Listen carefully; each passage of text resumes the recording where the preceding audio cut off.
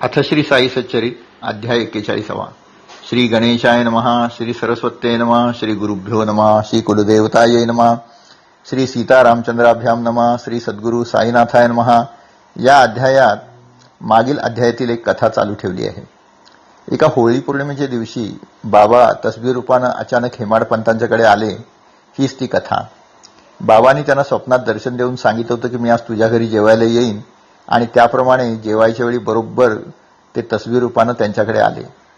हेमाडपंतांना खूप आनंद झाला आणि आश्चर्य वाटलं, परंतु ती तसबीर आपल्याकडे त्याच दिवशी अचानक कशी आली आणि ती बाबांच्या भक्तांनी, त्यांचं नाव अली अहमद असं होतं, त्यांनी त्याच दिवशी कशी आणून दिली, हे एक त्यांना मोठं गूढ होतं। ती जाणण्याची त्यांची खूप तीव्र इच्छा होती, पण अली अहमद यांची भेट जवळजवळ 9 वर्ष होऊ शकली नाही। शेवटी अचानक गाठभेट झाली, त्यावेळी त्यांनी हा वृत्तांत त्यांना विचारला। तेव्हा ते म्हणाले की मी सांगतो। मी ही तसबीर मुंबईला विकत घेतली। एक व्यापारी बऱ्याच संतांच्या प्रतिमा विकत चालला होता आणि मला त्यातील साईबाबांची तसबीर आवडली। ते माझं आराध्य दैवत असल्यानं मी ती विकत घेतली आणि भिंतीवर लावली। मी ही तसबीर तुम्हाला दिली त्याआधी मी 3 महिन्यांसाठी आजारी होतो। माझा पाय सुजून त्याची शस्त्रक्रिया झाल्याने मेहुणे नूर मोहम्मद यांच्याकडे राहिलो होतो। माझे घर रिकामेच होते। माझ्या घरात मौलाना साहेब मोहम्मद हुसेन, बाबासाई बाबा ताजुद्दीन यासारख्या अवलियांची चित्र होती। संत बाबा अब्दुल रहमान यांचे एक चित्र मोहम्मद थारिया टोपण यांच्याकडे होते। त्यांनी ते मला दिले आणि मी ते मेहुण्यांना दिले, कारण ते त्यांचे भक्त होते। त्यांनी भक्तीने ते मोठे करून घेतले आणि ठरवले की हे चित्र मी बाबा अब्दुल रहमान यांना भेट म्हणून देईन। त्याप्रमाणे ते बाबा अब्दुल रहमान यांच्या दरबारात गेले आणि ते चित्र त्यांना अर्पण केले। बाबा अब्दुल रहमान ते आपले चित्र बघून अत्यंत रागावले आणि ते नूर मोहम्मद यांना हाकलून दिले। नूर मोहम्मद यांना वाटले की अशा संत प्रतिमा घरामध्ये ठेवल्यानं ते रागावले असावेत। हे प्रतिमा पूजन त्यांना अजिबात आवडले नसावे, म्हणून मग त्यांनी तो फोटो आणि त्याच्या नकला या अपोलो बंदरावर जाऊन एक बोट करून समुद्रात विसर्जन केल्या होत्या। त्यांनी त्याच्या काही नकला माझ्यासारख्या नातेवाईकांना दिल्या होत्या, त्याही त्या मागून घेतल्या आणि त्याही एका कोळ्याकडून त्यांनी बुडवल्या। मलाही माझी प्रत नष्ट करायला सांगितले आणि या प्रतिमामुळेच तुझ्या पायाला आजार झाला आहे, तेव्हा तू ताबडतोब ती प्रतिमा बुडव असं सांगितले। मी माझा मेथा बोलवला व घरी जाऊन सर्व प्रतिमा काढल्या आणि त्याला सांगितले की या बुडव। त्याने त्या चिंबाईच्या देवळाजवळ जाऊन विसर्जित केल्या। पुढे 2 महिन्यांनी बरा झाल्यानंतर मी घरी आलो, त्यावेळी दारासमोर ही साईंची तसबीर मात्र तशीच होती। ते बघून मला फारच आश्चर्य वाटले, कारण या संकटातून तीच कशी वाचली हा मोठा प्रश्नच होता। मेथाच्या हातून ही कशी सुटली हे मला माहीत नाही। मग ही तसबीर कोठे ठेवावी याचा विचार केला। मेहुण्याने पाहण्याआधीच ती सुरक्षित पोचणे गरजेचे होते। मी अशा पेचात असताना साई कृपेने इस्मू मुजावर पीर मौलाना यांच्या दरबारात भेटले आणि त्यांनी आपले नाव सुचवले, कारण आपण साई भक्त आहात व या तसबिरीचा मान आपल्याकडे राखला जाईल हे आम्हाला वाटत होते। त्याप्रमाणे आम्ही दोघेही त्या दिवशी तसबीर आपल्याला दिली। ही पूर्ण कथा सांगण्याइतका वेळ नव्हता, आपण जेवत होतात म्हणून आम्ही निघून गेलो। तसबीरीची ही कथा अशी होती। अशीच दुसरी कथा बाबांचे एक भक्त बाळासाहेब देव यांची आहे।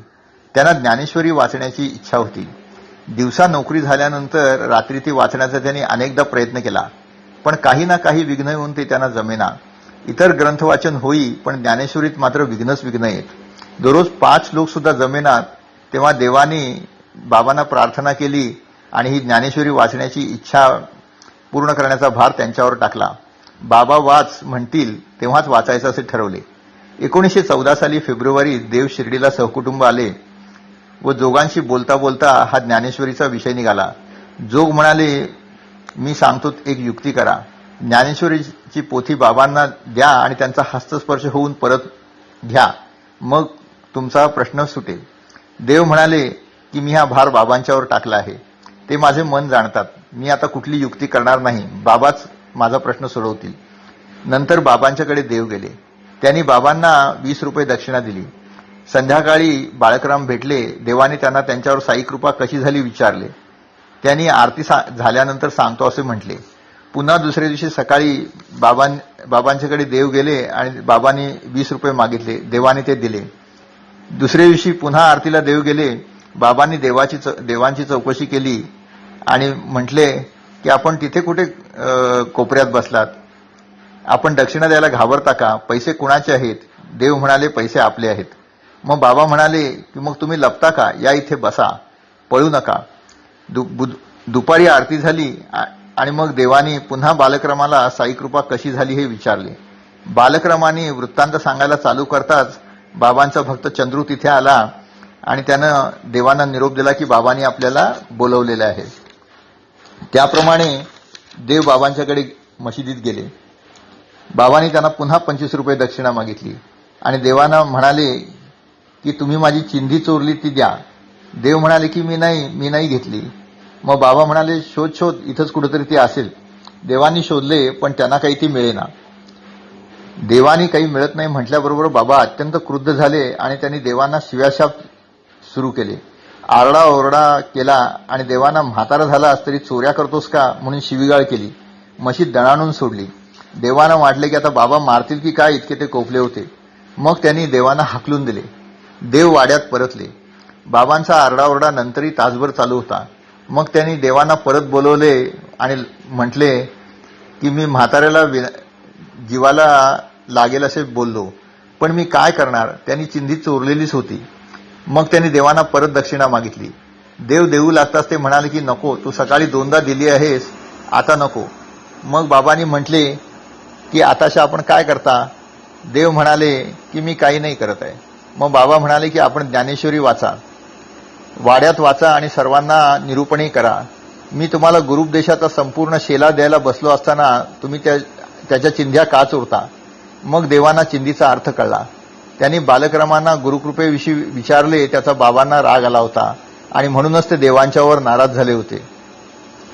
त्यांनी संदेश दिला होता की तुम्ही मदत माझ्याकडून घ्या, इतरांच्याकडून नको, कारण मी तुमची अवस्था पूर्णपणे जाणतो आणि मीच तुम्हाला मार्गदर्शन करू शकतो. देवांनी बाबांच्या बोलण्याचा योग्य अर्थ घेतला. देवांची योग्यता फार थोर होती. बाबांच्या रागातही प्रेम आहे हे त्यांना कळले होते. बाबांनी देवांची ज्ञानेश्वरी वाचण्याची हौस अशी पुरवली.